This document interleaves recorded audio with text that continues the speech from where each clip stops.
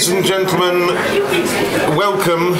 Thank you very much for coming to this Fringe meeting organised by the European Movement in the UK. My apologies to those who are not able to get a comfortable seat or even a comfortable stand. When I take my son and daughter to football matches, I'm often in a long queue for a drink and entertained by the sign on the wall that's saying, everybody all over the world is experiencing labour shortages. Please don't be rude to those who have turned up for work and are going to serve your drink. And I detect that there is a large unmet desire to discuss matters European at this conference, so please do not vent your fury on those who have turned up for work and organised an opportunity for you to do so. Daisy Cooper will be joining us in a minute, but we think we'd better begin on time, and it's my pleasure to introduce the panel this evening. I'm Nick Harvey, the Chief Executive of the European Movement. With us we have Jane Dodds, the leader of the Liberal Democrats in Wales, Vince Cable, who I'm sure needs no introduction as a former business secretary and leader of the party, Jürgen, I'm going to bungle your name, Maier, who is the former chief executive of Siemens in the UK, and as I say, Daisy Cooper will be joining us very shortly. The European movement was set up in the aftermath of World War II by, among others, Churchill, to work for and campaign for European unity and a union of the European nations. It was at its heyday in the 1970s when we acceded to the European Economic Community, and at its nadir in 2016 when the referendum took us out. But the European movement is in good fettle now with a growing membership, a growing support, growing levels of campaigning capacity, and our purpose, put simply, is to get the United Kingdom back into the European Union, and we are the largest and longest established campaign organisation in the UK aiming to do that. Before, however, we can go back into the European Union, three things have to happen. Firstly, a British government has to take a huge gamble, some might say an existential gamble, by seeking accession to the European Union. Secondly, Europe itself has to agree to let us back in, and on terms that are mutually acceptable. And thirdly, the British public will have to demonstrate overwhelmingly in a referendum that it is the settled will of the British people that we want to go back in, because Europe sure as heck aren't going to take us back if they're just going to renew the psychodrama, the melodrama of Britain's ambivalent attitudes on Brexit. We recognise that that is going to take some considerable time to achieve, and we have a step-by-step process by which we aim to achieve it. And the first of those steps is calling out what is going wrong and pointing out to the public that the difficulties we are experiencing on many different fronts, from the added trade costs, the fact that our rivers are being polluted because we have abandoned European environmental standards, the difficulties that people are having travelling back and forth, the shocking labour shortages in our hospitals, our care sector, hospitality, agriculture, it goes on. The ramifications of Brexit are everywhere to be seen. So step one is pointing this out. Step two is trying to find some practical solutions while the process of stepping further back towards the European Union can take place. And that is the purpose, the focus and the objective of this evening's Fringe meeting. We have conducted a survey of small and medium-sized enterprises, both those belonging to the European movement and many who don't, finding out from them what the real practical ramifications of leaving the world's largest and most lucrative market are proving to be in practice. We've had a very, very good response to this, which has enabled us both to compile data and to collect stories from those who really are at the sharp end. So I commend this report to you, but the purpose of bringing together Jürgen Maier and Vince with their business backgrounds and Daisy and Jane with their political backgrounds is to probe this further and consider what steps we can take to get access to that lucrative market restored to British companies. Now, Jane and Daisy, I think, are both in a position where they're going to have to get away relatively soon. So I'm going to ask Jane if she's happy to start, and I shall come to Daisy after that. Thank you. So, noswaith dda, gwych bod yma. Good evening, it's lovely to be here. That's a European language that isn't English. It is a matter of huge regret to me that Wales voted out. And I'm here, I think, just to kind of bring you up to date with what's happening as far as I can tell in Wales. I'm very grateful that you've offered an opportunity to a devolved nation to be on this panel. We are often forgotten, if I'm honest. Scotland and Wales, as you know, have their own devolved governments, and that means that everyday issues, education, health, environment, etc., are settled by our devolved governments. We have very little to do with the Westminster Parliament in terms of controls, but the big one that we do obviously have is our international relations. There's a small town which Vince will know well called Dodds, which is about 30 miles from me. And about 3 years ago, they conducted a survey on their dental provision. I'm sure, like many of you, Wales is struggling to find NHS dentists. Now, this town, Dodds, I don't have the stats, but overwhelmingly voted to leave the EU. In fact, I remember knocking on a door there in 2019, and a lady came to the door and she said, "I'm voting for Boris Johnson." I said, "Oh, do you like him?" "No." "Do you trust him?" "Oh, no." But guess what? He's going to get Brexit done. Going back to Dodds and that survey on dentists, a massive concern around people actually not being able to access dental provision. I'm sure you can rehearse the arguments yourselves. But what started to twig for people is that very soon after the referendum result, 2 female dentists, one from Bulgaria and one from Romania, left Dodds to return to their home countries because they didn't feel welcome. And people started to think, hang on, we are now without a dentist here in Dodds, and that's the reason. There are other issues, of course, that are pertinent to many of us, but I'll talk a little bit about farming. The area I represent, Mid and West Wales, I'm in the Welsh Parliament on a PR basis. And can I just quick plug for Wales, in 2026 our Senedd elections are all going to be by PR with 50% gender quotas as well. Now that's the first nation in the UK. Well,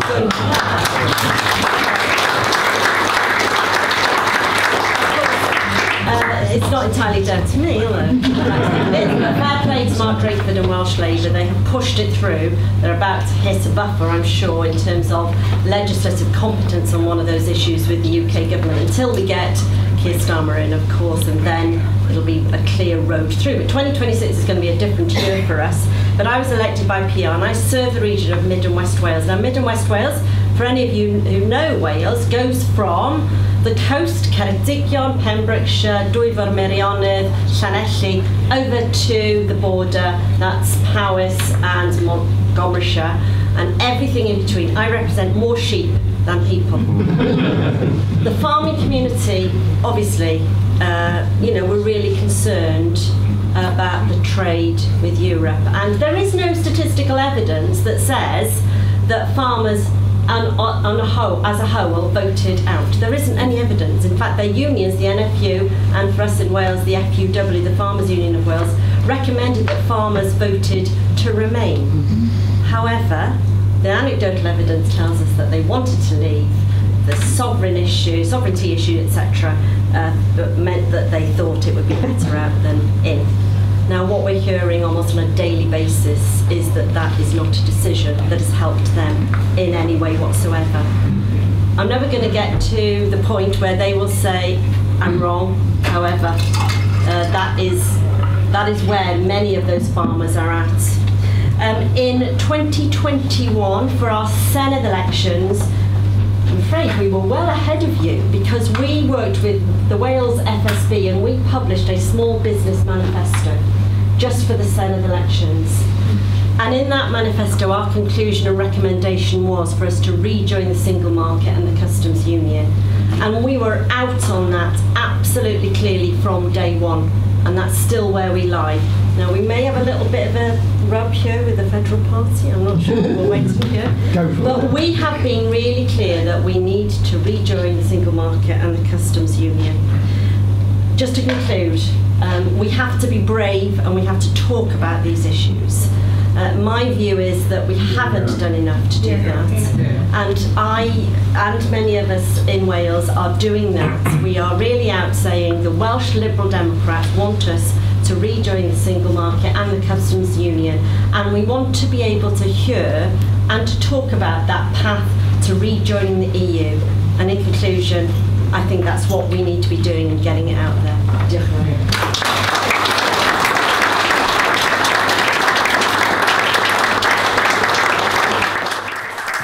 Now, I have had a small telling off from our technical team because I've set a bad example by standing up and then not having a microphone very close to me. So, Daisy, would you be happy to speak sitting, or do you want the handheld microphone? Handheld, let's see. Yeah. I'm a real fidget, so I love standing. I absolutely hate sitting down. So there we go.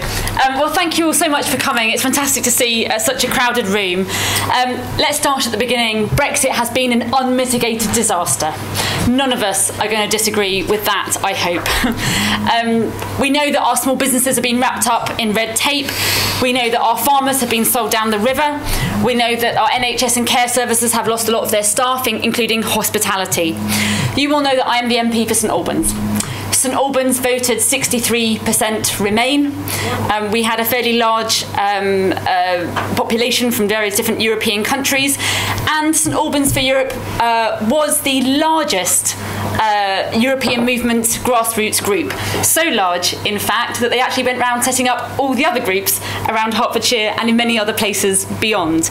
And we're incredibly proud of that fact. So we're not only did my constituency vote Remain, but we're an activist base for that Remain movement. We went on, I think, every single march in London. I went on one of them in a wheelchair because I'd had a foot operation. My poor husband had blisters on his hand the next day. We went all out like everybody else did to try and stop Brexit. But we didn't. And it was devastating. And I won in 2019, one of the very few people that did. It was a huge honour. It was very exciting for me and my team.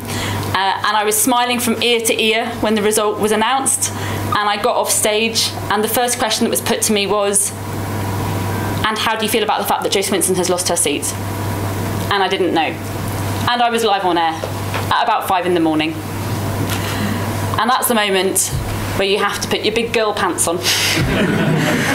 You're exhausted after a 6-week campaign, and you feel sick to your stomach, and you put your candidate face on and say, this is a big loss for British politics, but I'm sure we're going to do really well as the night goes on. But we didn't, did we? And it was a really tough night, because actually within the space of 3 days, I had 3,000 emails to deal with. When you get elected, it's a real shock. I went to the count that night, and as I was in the taxi arriving at the sports hall where they do the count, I had 6 unread emails across all of my inboxes. In the morning, after we'd had the count, had my breakfast, I had 200, and by Monday morning, 3,000. And you suddenly realise how many people are in a state of crisis. And it took probably about 3 months until I actually had the bandwidth to process how I felt about that emotion, and the bandwidth to work out how I felt about the fact that we'd left the EU. And when I had the time to do that, it was the night I was asked to go and speak to St Albans for Europe, on the night of their very last meeting before they disbanded, and they wanted to know what I thought. And what I said to them was, you guys have been amazing, You've been an activist base, not just here in St Albans, but across the whole of Hertfordshire. But Brexit was always going to be the start of a lot of other awful things that the Conservative Party wanted to do. Brexit was never the end destination. It was the start to bring in a whole new way of doing politics, to do all sorts of things, to cut our environmental regulations, our standards, all those kind of things. And it's going to be a long way back.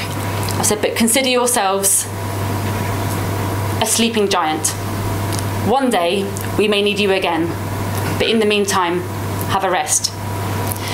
Meanwhile, in Parliament, as a parliamentary party, we've been thinking about what can we do? What do we do in this new environment in which we find ourselves? And so we convened a group of experts, European experts, professors and people who worked in European academia and had worked in Europe and business people. And they came up with our roadmap, our 4-stage plan, which we often talk about. It wasn't a leadership initiative, it was all these experts that we pulled together and said, what do we do? And they convened this 4-stage plan. And as far as I'm concerned, all of us here, all of us in the party should agree that Brexit is a terrible thing and it's only had a lot of damage. All of us, I hope, can say that we're internationalist and that internationalism is in our veins as Liberals. All of us should be able to agree that we have a roadmap and we should be really proud of the fact we are the only UK-wide party, probably the only political party that has set out a roadmap as how we can be back in the heart of Europe again. But there's a question of emphasis and I think there's a question of language. On language, I think we have to be incredibly careful not to slip back into using the language of the past. Being Remainers and Brexiters was so divisive. So divisive. I don't know about you, but it made life very difficult in my family. It still does at Christmas. Anyway, enough about that. We have got to take the country with us. We have got to take the country with us. The fact, and I think we have, not just have we set out this roadmap, we have a moral responsibility as internationalists to take the public with us and show them how we can rebuild that relationship and how we can build that trust. So I think we should be proud of the fact that we have a roadmap and we can talk about the fact we have that roadmap, but the language matters. We can't go back to the division of the past. We have got to talk about the future and what those future stages are. But there is also a question of emphasis. And I don't know about you, I don't know how many of you are councillors or how many of you knock on doors, but I can tell you that our country is in a state of complete and utter crisis. Hopefully you will all recognise that. I get desperate emails on a daily basis from people who can't afford their mortgages, they can't afford their rent, they can't afford their bills, they can't afford their food, they can't see a GP, they can't get a mental health nurse, they can't get their SEND assessment. On a daily basis, people's eyes are so stuck in the daily grind of how difficult life is under this Conservative government. They just can't lift their eyes. They haven't got the bandwidth to think about those big issues to do with UK and EU relations. There hopefully will come a time when they will. But in the meantime, I think that for us to be relevant as a political party, we have got to talk about the NHS, we have got to talk about the cost of living, we have got to give people the answers to the things that they are finding crippling in their daily lives. But the fact that we focus on that as an emphasis does not mean that it diminishes our passion one iota. It just means that we have to focus on those things for now. So those are my opening remarks. Thank you very, very much. I'm sorry that I'll have to run away in 10, 12 minutes or so, but thank you all for coming. It's a real honour and pleasure to talk to you all. Thank you.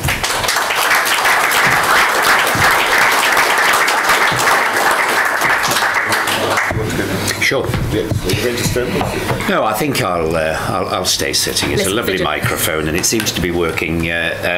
So I'll be sort of coming at this from a business viewpoint, and as a business person who actually back in the day, Vince asked to join his board when Vince was Secretary of State at the Department of Business, and I was a proud member of the non-executive member of the Department of Business, and indeed I was one of the business people, and there wasn't enough of us, I've got to say, who were out, making very, very strong arguments for Remain, and trying to do my best to point out the difficulties that we would end up having, particularly on alignment of standards, the difficulty we would end up on potential tariffs in the automotive industry with rules of origin. And I can tell you, having conversations with the likes of Dominic Raab and David Davis and all of those people, it was just unbelievable. There was just just no interest, no sort of understanding of the detail at all, and it was all a political mission, and they just thought that we were all scaremongering as business. So that's the sort of history. Now, I've moved on massively from that, and I guess, quietly, I do feel somewhat good about the fact that what we were pointing out has turned out to be the case. But actually, I make every effort, other than in groups like this, to not point that out, because I think really it's the right thing for us to do, to just sort of play the smart game here, and just let the statistics bear themselves out. And I do think, and the statistics are the data is all showing that this has been a huge failure. Now, of course, we do need, and I absolutely value the European movement for everything that you do, and Best for Britain, it is helpful if you have somebody just drip feeding, what an absolute disaster this is, and that's good. But that doesn't mean that business people or our Liberal Democrat politicians need to constantly sort of go on about this, in my view. I think what we should be doing, and it's very much what Daisy was just saying, is really sort of being the adults in the room and saying, look, we're in a damn mess. Brexit has been a big part of creating the mess we're in, and we are going to come up with the practical solutions of how to fix that. And that's very much the space that I'm in, and it is the space that I believe that most business people are in. Now, I chaired a conference called Trade Unlocked, which was organised by Best for Britain, that some of you will know, fairly recently, and we've got about 500 people in the room of businesses in all sectors, and the whole mood in the room was, we've just got to find some practical solutions to solving the problems that we have got on the mountains of red tape and not being able to get people into this country from the European Union because of the visa stuff and all the rest of it. And the business community, and I am speaking for the business community, they're definitely not in a rejoin European Union space. They are just, the business community are just so, quite frankly, just tired of all the chop and change, the challenges, of course, COVID, energy prices and all the rest of it. The last thing that I think we want is just, to start throwing up a whole argument, and the whole nation starts getting into this, divisive debate again. So it's very much about a pragmatic, can we just take some of the key problems off the table? So I'm very much supportive of the sort of step-by-step approach, but let's be clear, the ultimate long game is to join the single market and the customs union, so ultimately that's what we want. But I do agree with Daisy that we might just have to find some different language, because, it's sort of single market customs union, it just sounds a little bit like you're going back to something, whereas I think we need to find the language about something, optimistic about, where we're actually going. And that is it is a political nuance that I'm putting on it. At the end of the day, it will be that we are in the place of totally alignment to standards, and of course that says that we're in the single market, but I think that's a way we could lead. So at Trade Unlocked, we were talking about beneficial standards, alignment on beneficial standards, working together, and and the fact that, look, we've been in an experiment, and the experiment has been to deregulate and find economic advantage through deregulation. And look, how many attempts have we had? Nobody has found the advantage. What we have found is the disadvantages. Our rivers are polluted, our air quality is going backwards.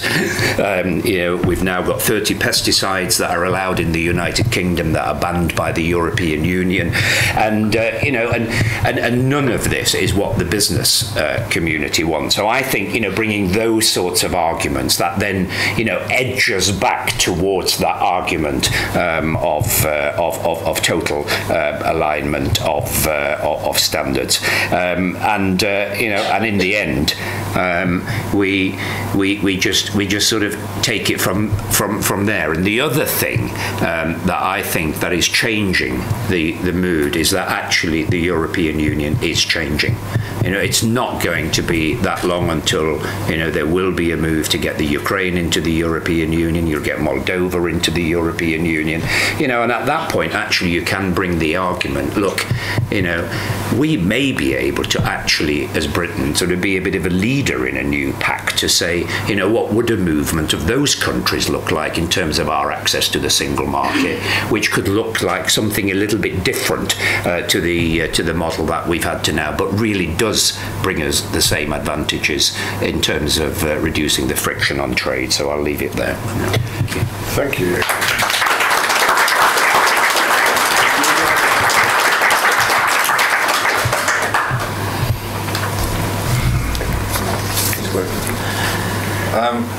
Well, thanks. Just a couple of bits of my CV that Nick missed, one of which is I'm Vice President of this movement, which I'm very proud of. The second is I think I made a distinctive contribution to the English language with bollocks to Brexit.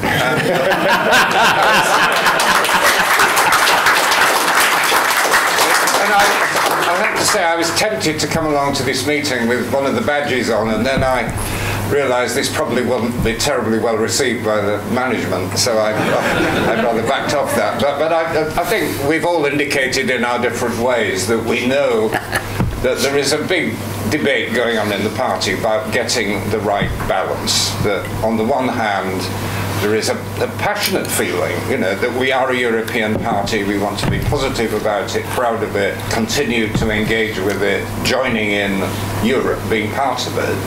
On the other hand, we don't want to reopen these doom loop arguments, endless, circular, nasty, Brexit or not Brexit, going back over the things that happened in 2016. That's not helpful. So the mood I sort of picked up is, on the one hand, pragmatic. We need to find practical solutions, but also principled that we are part of Europe and that's where we want to be, and we want to talk about it and shout about it. I think the link to this practical discussion on business is this, that I sense these rather frustrating kind of arguments where on the one people say there is a problem called Brexit and there's something over here called the cost of living crisis, and somehow we have to choose which is the most important. But actually, it's all part of the same phenomenon. Right? I mean, the reason we have a cost of living crisis is complex, but my colleagues at the LSE tell me about a third of the ride in food prices is directly attributable to the costs of Brexit. And they're going to grow, actually, because the government has repeatedly postponed the introduction of sanitary testing and veterinary testing at the frontiers. And when it happens, there will be a big hit to food prices. Yes. So this is an ongoing issue. And there is a direct link to the economy and public spending. I have a chart which I show students, which is very telling, which is the trend in business investment since the Second World War. And there's a fairly steady trend, and it continues upward through the coalition era. And then 2016, the chart stops, flattens. Business investment stopped, effectively. It's beginning to come back a bit, and that was part of a big hit to the British economy. You can argue about the numbers, but we're a smaller, poorer economy than we would have been if Brexit hadn't happened.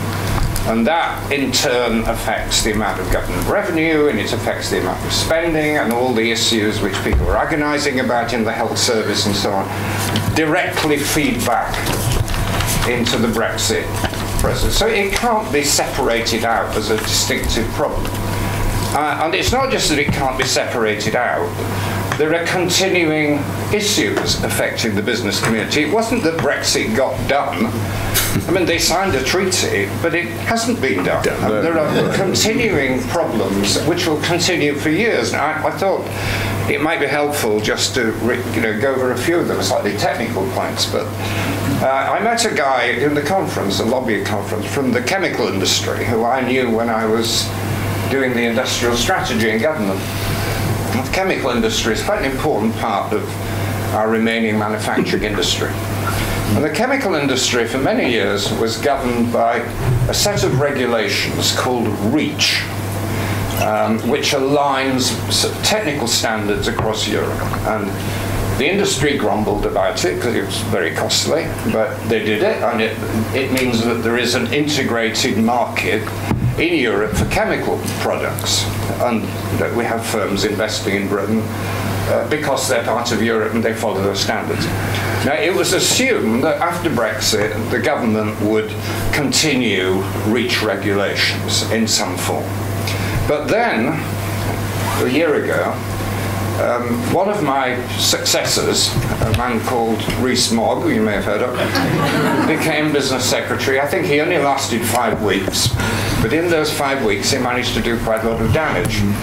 And one of those bits of damage was insisting that, all British regulations must in future have a Union Jack, and they must be rewritten, regardless of whether there is any industrial logic, whatever. And so he insisted that we have a new set of regulations for the chemical industry, which would probably cost hundreds of millions, if not billions. Sunak then came in, and his office sent a message saying, don't worry, it is not going to happen. They're now being told that the government has yet to make up its mind. We're either going to have a British standard or a European standard. We're thinking about it, we're consulting about it, and meantime, nobody is willing to invest in the chemical industry because they don't know what the hell is the regime under which they have to operate. Let me take another area, which is trade negotiations. So something I did a lot of in government. I had this wonderful moniker of President of the Board of Trade, and I used to go around the world negotiating, actually on behalf of Europe, trade agreement. And one of the arguments that the Brexiteers have advanced, that although we may have lost access to the single market, we can offset that by trade agreements somewhere else. Actually, they're not equal because the single market's so much bigger than the remaining areas in which it's possible to have an independent trade agreement.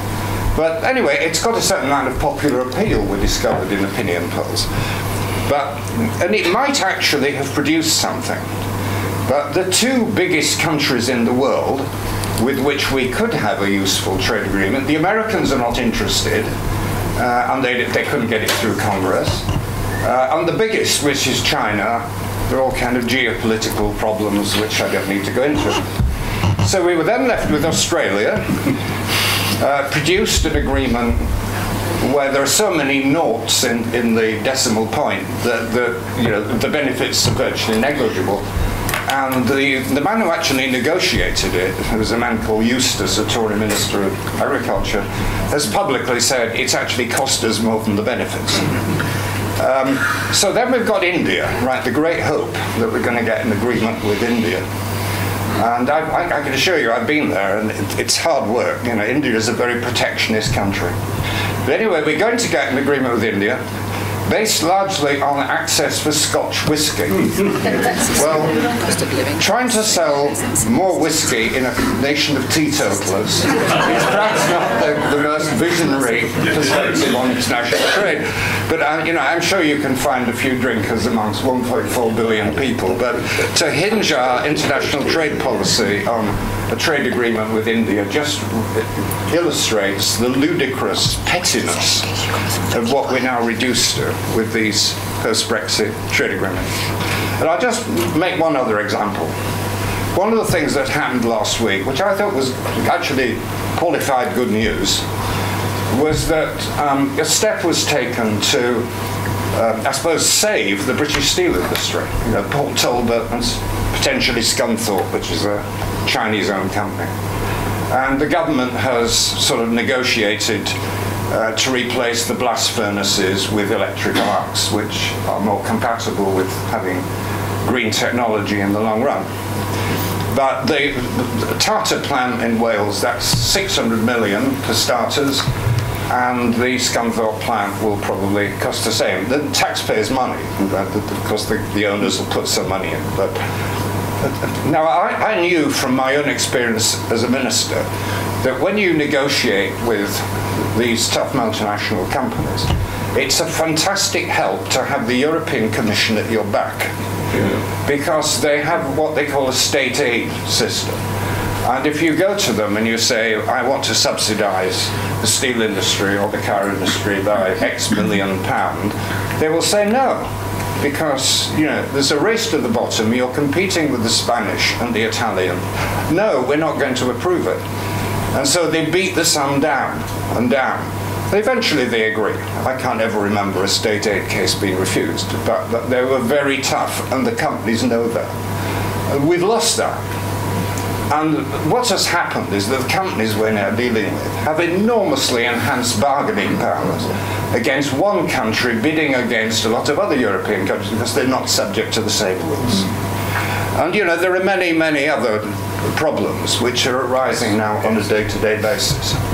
But as Jürgen said, businessmen are business people, right? They're practical guys. Some of them have taken a hit and moved on. Some of them it's not really affected. But a lot of them are being hurt, and they'll continue to be hurt, but they want practical solutions. And although there is an issue around the language about single market and custom union, that is the objective which we have committed to ourselves as a party to aim towards through a practical, staged roadmap, right? And that takes us, I hate this word rejoin because we should be looking forward rather than back. And that takes us, in due course, into a close association with the European Union. And if we're looking forward, we need to be aware that in 10 years' time, beyond 10 years, Europe will not be the same, remotely the same as it is today. Remotely. As you may know who you're in the hall, I've just come back from Ukraine. One of their key objectives when they won this war is to get into the European Economic Union. They're completely baffled as to why we left, and just don't understand. Anyway, they want to join. It will change Europe fundamentally. They, Moldova, other countries. And the kind of Europe that will then emerge is probably something much more flexible, different levels, incorporating a lot of things which we would like to see as a country. But you have to have a clear roadmap. It's no good the kind of the Starmer approach, which is well-intentioned, I think, but saying we'll solve this problem, that solve one, and that problem, that. The European Union do not negotiate that way. They want a structure. I've dealt with Mr. Barnier, and he has this little book. Do you want to be Albania, Turkey, Norway? And that's, you choose from the menu, right? And there aren't any other dishes on the menu. You can't just pick and choose. You've got to decide what structure you want. And the importance of the customs union, the single market, is it's clear and the European unions know what you want. And so we have a roadmap. Parties agreed to it. We should be very clear that's what we're going for. And as Jürgen said, we may need to play with the vocabulary. That being part of the European Union is our long-term objective, and we shouldn't be embarrassed about shouting from the rooftops, so that's what we want. Thank you.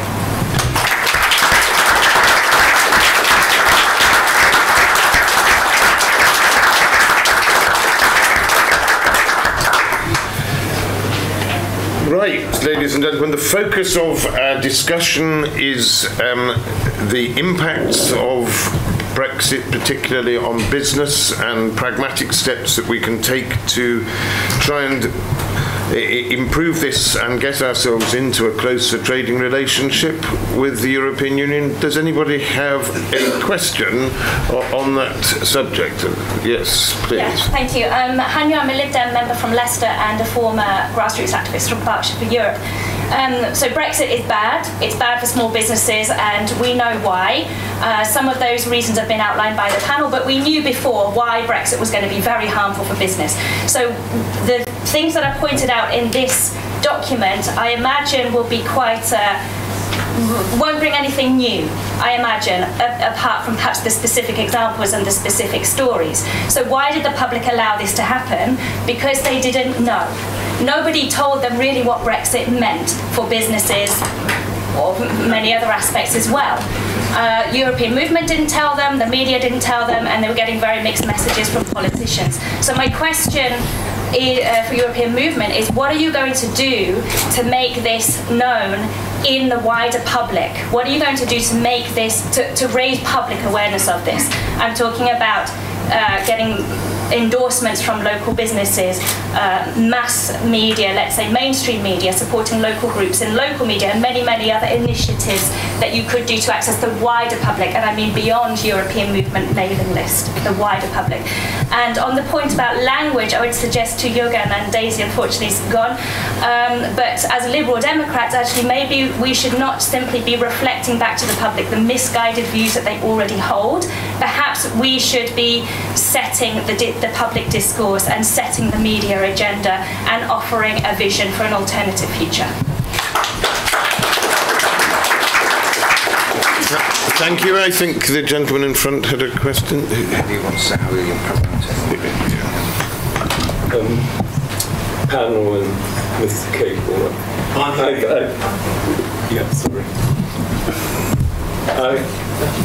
Is this working? I think, but if it is, yes. Yeah. Not working. I'll shout then. I'm Robert Smith. I'm from East Hampshire. I'm a Tory renegade, and I'm delighted to be here. I enjoyed reading your book enormously. I have it with me.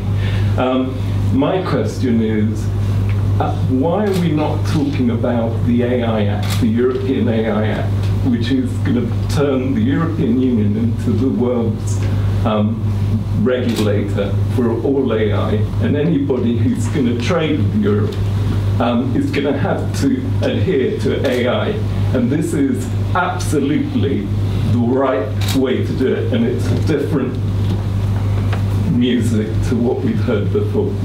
Thank you, and I'll take a third one. Yes, lady there. Hi, I'm an associate professor at the University of Exeter in Biosciences.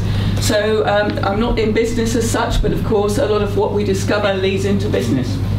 So you'll know that we're just rejoining the Horizon programme. In the past, the rule has been that any one country in a network, you have to have a network around Europe to be in the programme, is allowed up to 40% of the share of the funding. Now, we in the UK have nearly always been the 40% partner. Everyone round the Europe wants to have our expertise in their network. So for things like antimicrobial resistance, pesticide resistance in crops, diseases that cross between the two barriers, all kinds of green technology. This is where we can't do it alone in the UK. We need our European partners. Now that we're back in the system, I suggest we use this as a positive story going forward. If we can try to get the media on board with the good news stories that come out of these networks, then it will all be much more golden and not retrograde looking. So that's what I would suggest.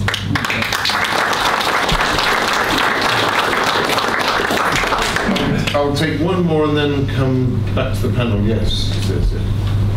I'm Jack Bell. I'm a member from Edinburgh. And one thing I noticed when the EU vote came through is that it reignited potentially another barrier within the UK. It promoted the idea that the only way for Scotland to rejoin is to follow the SNP and rejoin the EU by building another border between Scotland and England. So I was just wondering how we can sell the idea that it is good for business and it is possible for us to rejoin as one country.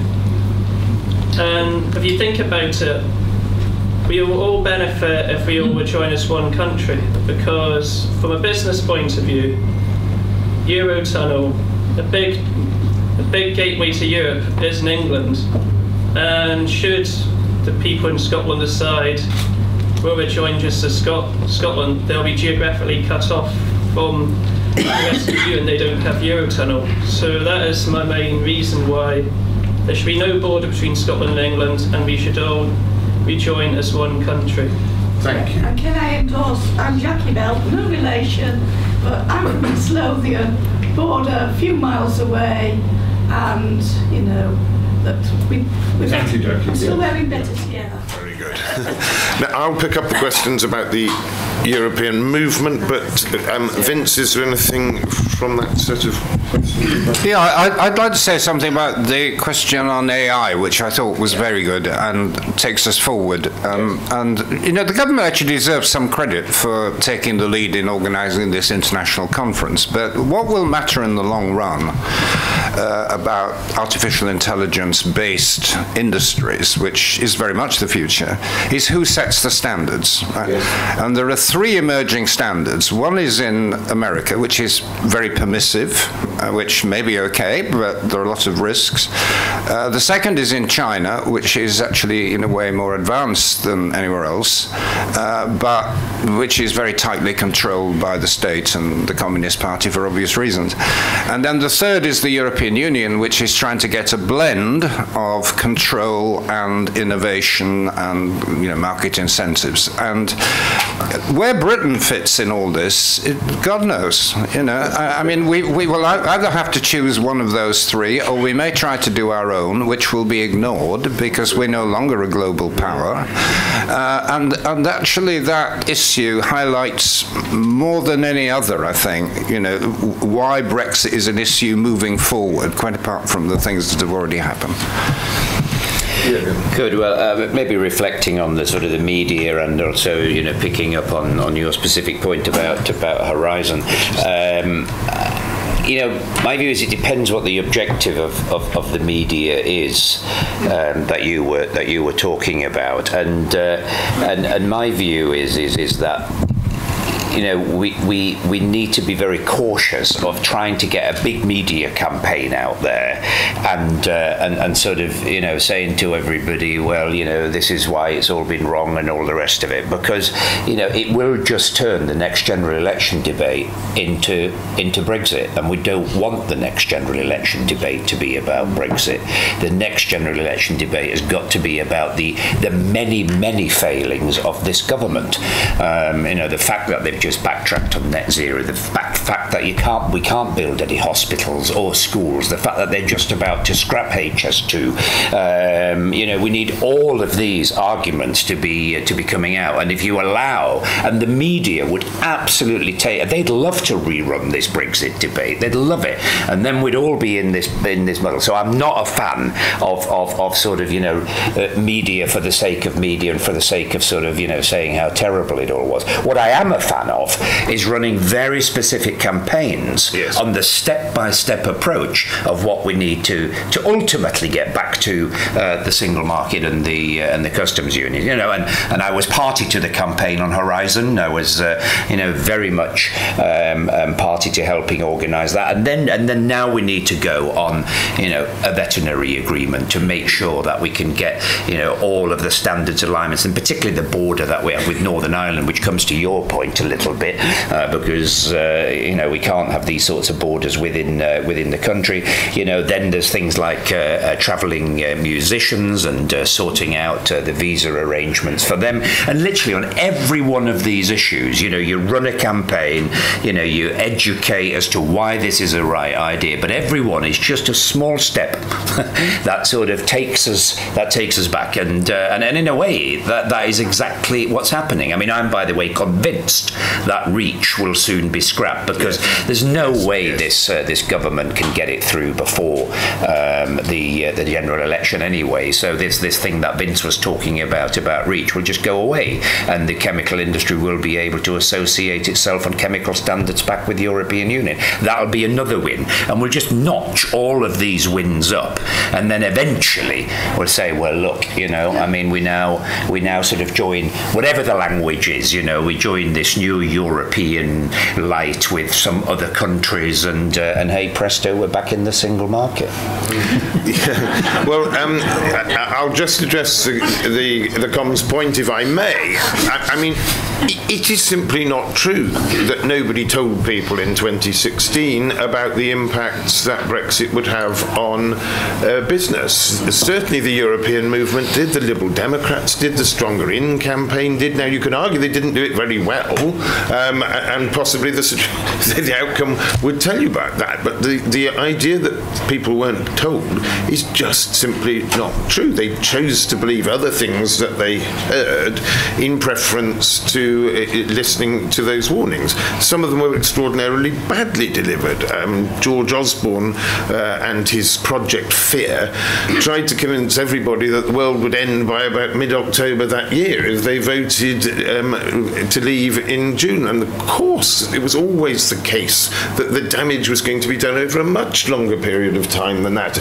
And that sort of absurd exaggeration of the whole thing was entirely counterproductive, and nobody ever really sold the vision of why working as part of the European Union was good and beneficial. It was all just scare tactics. Now, you ask the question, what can the European movement do now to get these things more widely known? I wish, my goodness, I wish that we had the shooting power in the media to be able to suddenly get a greater awareness of all these issues across. I wish the Liberal Democrats did, but the reality is we work within our own networks. We push messages out very vigorously through social media with a reach way, way, way beyond our own membership. But the only way we can really do that over the sustained period of time that it's going to take is by doing exactly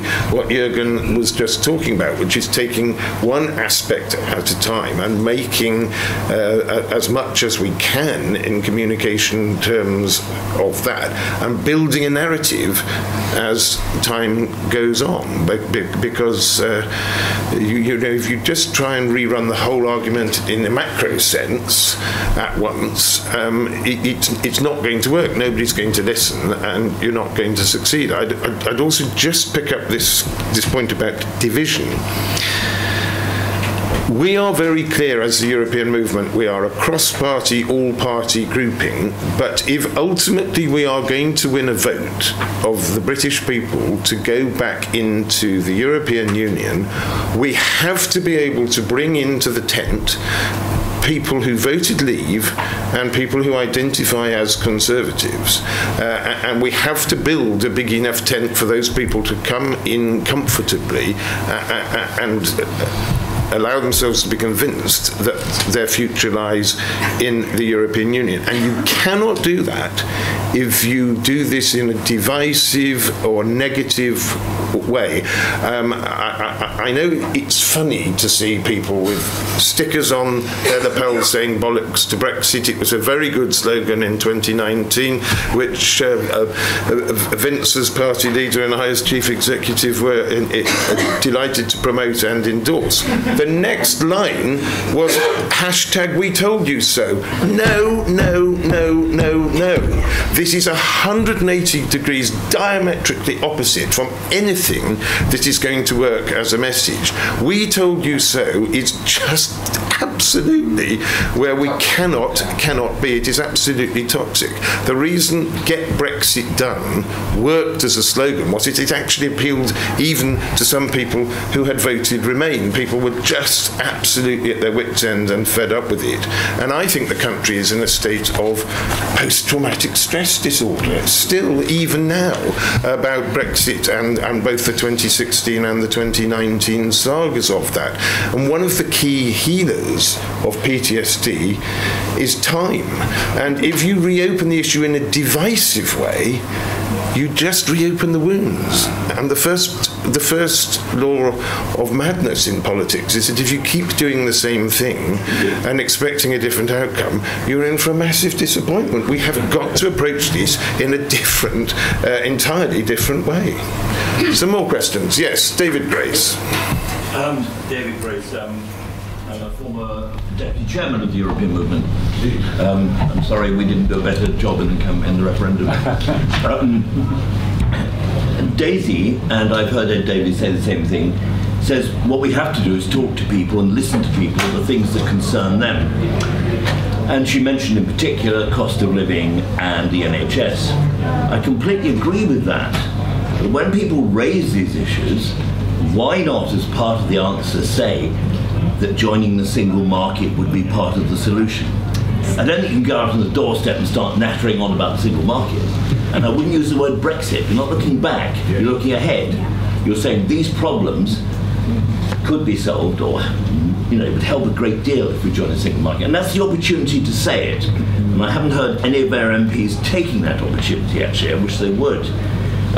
And the other thing that's said is that we've got to take the country with us, we've got to wait till the country's ready. The country's not going to get ready on its own. Absolutely. We've got to be part of changing opinions. The country wasn't with Nigel Farage 30 years ago, but he didn't wait. He kept on about it for 30 years. And we need to be part of that change. And I suggest a practical example. Every Liberal candidate will have a business in their constituency that has suffered because of not being in the single market. And you find that business, you make that example. It's not the general principle, it's a specific example that locally we're suffering and it would be better if we joined the single market. That's a very practical step. Thank you, David. I will take gentleman in front of you. Hi, Warwick Smith, Waverley. I absolutely agree with what David said. I absolutely agree with following the roadmap. I passionately put forward we should be saying these are the benefits rather than talking about what's gone wrong and threat. Do we really need a referendum after that? Gentleman in the right shirt. Thank you. I'm David Robinson from Mid Dorset and North Poole. After the referendum, I was frustrated when Theresa May refused to ask the people who voted for Brexit why they had voted for it, because I think it left her in a position where she was trying to negotiate but without knowing what she was trying to achieve. She couldn't know what to hit and where to yield. So my question is, do we know why people voted for Brexit? And if not, is it worth finding out in order to frame our reconciliation with Europe? And I'll stick the gentleman here and then we'll come back to the panel. Thank you. Julian Woodward from Banbury. In the darkest post-referendum years, there were lots of reports that for business to get access to ministers, there was a very clear message that they must not step out of line, they must not criticise Brexit. We've still got the same Tory government, however much they think they've changed their spots or would like to convince people. Assuming there is a change of government, and we have Prime Minister Keir Starmer, which seems extremely likely, what impact will that have on how business is willing to address this issue, speak out, engage with the public? Interesting question. Well, I'm delighted to. I mean, first of all, I do agree with your point on the single market. I was one of the groups that was pulled together to write the 4-stage document, which ultimately ended up in joining the single market. I think it will be extremely helpful to always frame it around, and these are the advantages that it will bring you. I think that's always the way. And I do think it's quite easy to do because people don't really understand the single market. I mean, it is a complex. It is the most sophisticated, trade market in the whole world, and in the whole world, and it's a huge privilege to be a part of it. Way more advantageous than this CP, TPP, and all the rest of it. But people don't understand it. So therefore, to just frame it in a way, look, this is why. And actually, the fact that our air quality is getting worse in our cities, the fact that nobody is holding us to account on cleaning up our rivers. These are the sorts of things that you can say because these are all level playing field matters. So I do agree. On your point, this has been a huge frustration of mine. I've set up a social enterprise called Vocal, VOCL .uk, and the whole purpose of Vocal is to nurture and work with next generation business leaders to engage in public and in policy discourse in a very positive and in a responsible way, because I and a number of other business leaders who have formed this group have exactly your concern. So we have to work hard, and it's a really important point. There is a next generation of business leaders, who have just been watching this horrible debate, and also, and then people like me, I'm really having a go at government at the moment because I'm just at my wit's end with the irresponsibility of what's going on in terms of this net zero, high speed 2, but their inability on anything to keep consistency. But the next generation is sitting there going, my goodness, do you have to be this angry? I don't want to, so I think it will go away. Don't go away, but I think we will be able to build a different environment. And I am engaging quite a lot with the Labour Party as well as with the Lib Dems, and I just think there is going to be a calming, and I think we will be able to get back to partnership with business. The partnership between business and government is broken. Vince. Well, just to add to the last point, I think that one of the things that will happen with the next government is the continuation of something we did when I was in government, and which actually under Theresa May's period as well, where you did have what we call an industrial strategy, the purpose of which is A, thinking long term, and B, business and government talking and collaborating rather than treating each other as enemies. So I think that kind of institutional structure will happen. On your other point, which we can't really resolve, I think, there's been a lot of number crunching about the makeup of Brexit and Remain voters, and sadly, they're pretty deep-rooted things. Age was the most important factor, and the Grim Reaper is the only person who will resolve that problem. And the other was, education and social class. I saw this as an MP when I first started. I got my biggest vote in the council estates, and I never went anywhere near the big houses. And by the time I'd finished, we were knocking up the big houses, and they were all Lib Dems, and we went into the council estates with great trepidation. And that I'm afraid it summarises what was going on. Yes, indeed. And I think that most pollsters would say it's far too long after the event now to attempt to analyse. People won't even remember how they vote, much less why, but we'll take a few more contributions. Richard Morris. Richard Morris from the European Movement UK and European Movement International in Brussels. Listening to the three of you talk, it would almost not seem like a political debate at all. I think everything that you say as business people makes 100% sense. But we are at a Lib Dem conference, and I think it's quite extraordinary that the only two debates of this depth and seriousness about Europe have been Fringe meetings, this one and one at 1 o'clock today, and not a single thing in the main auditorium at all on this subject. And I'm desolated that Daisy has already left us, and so that the high command of the Lib Dems are not hearing this extraordinarily important discussion. And also, although it makes sense what you say as business people, surely politicians should be speaking out. Almost as if the way you're talking, it wouldn't matter whether there was a Lib Dem, a Labour, or a Conservative government in place. You would argue the same. What we need is the Lib Dems to take a much more high-level impression of the damage from Brexit, to talk about the absolute nature of the European Union as a limited pooling of sovereignty for the common good, which is something absolutely in line with Lib Dem values. And I agree, not rejoin now and get on the streets, but sowing the seeds as to why intellectually the European Union is so extraordinarily important, and we should have absolutely an ambition to return to the mainstream of Europe and how it affects every single other policy which is being debated at this conference. Lady again. I just want to make the point that I don't think people have necessarily thought. Oh, sorry. I'm not sure if it'll help you.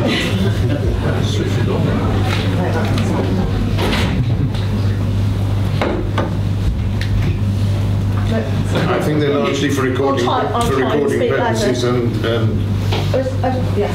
I was just going to say, I don't know if people have necessarily forgotten. From what I can hear, that the reasons why people might have voted leave are primarily, and obviously to me, is because lack of sovereignty, that they believe that we were losing that the UK was losing that. Secondly, immigration, and thirdly, jobs. And I think we can't proceed further without listening to that and trying to convince leavers of how we're going to work with Europe.